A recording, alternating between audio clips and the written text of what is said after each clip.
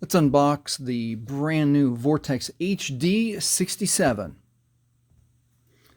All right, right out of the box, the things that I like about Vortex is that, like most carriers, they provide the charger brick and the cord, and then what they go above and beyond is that they provide, it's a basic protective case, but they provide a protective case, which is awesome. It saves you, $10 to $20 to $50 or more on your case, and I would put that on. Let's put it on immediately. Put that case on, and let's look at this back. This is a cool looking phone, very modern, very similar to the most recent iPhones, and even similar camera orientation as the recent Motorola. So let's talk about the number one thing that we see on the 67 is the 6.7-inch screen. This thing is a behemoth. This is the biggest screen on the newest phone, and let's see if I can get moisture on my finger to make the screen. There we go. All right, the other HD65s are 6.5 inches, and this one comes in a full 6.7-inch screen size. So that's very impressive.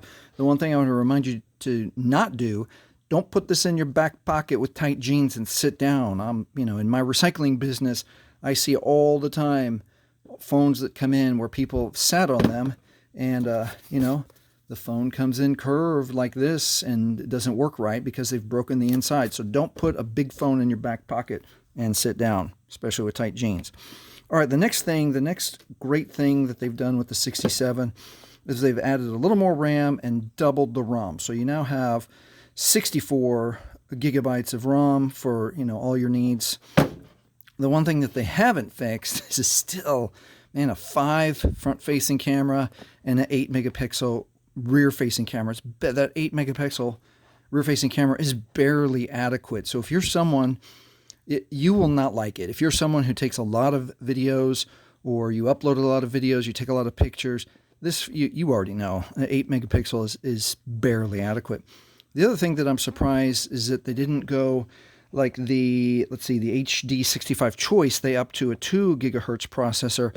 They didn't raise that up just a little bit. A lot of the the Vortex series is 1.5 quad, and this is 1.6. Maybe I'm mistaken. Octa-core.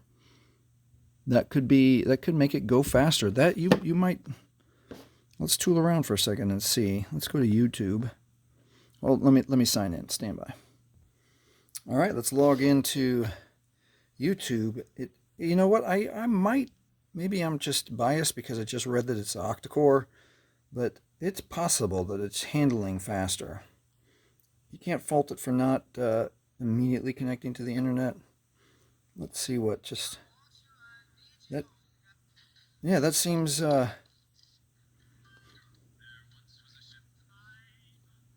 that seems pretty adequate. Seems right in line with some of the other faster phones that I handle. Let's swap back and forth. Bring up the phone. Yeah, it comes right up. Bring up the camera. Oh, is this another one where they make you turn the location on? All right. And let's see. Okay, start capture. All right, there we go. It seems so. The speed seems pretty crisp. So not too bad. They're in line with the other Vortex line, 720 by 1600 screen resolution, and you get the full Android 13 operating system and the 4,000 milliamp hour battery, which is going to be. This is a good phone.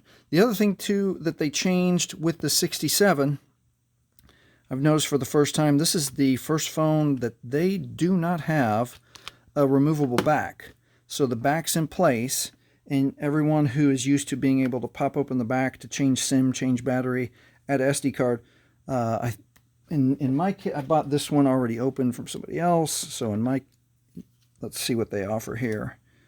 So there is room to add onboard SD card and a SIM chip, but you'll need a SIM tool. Hopefully they send a SIM tool in with the kit. Mine did not come with one.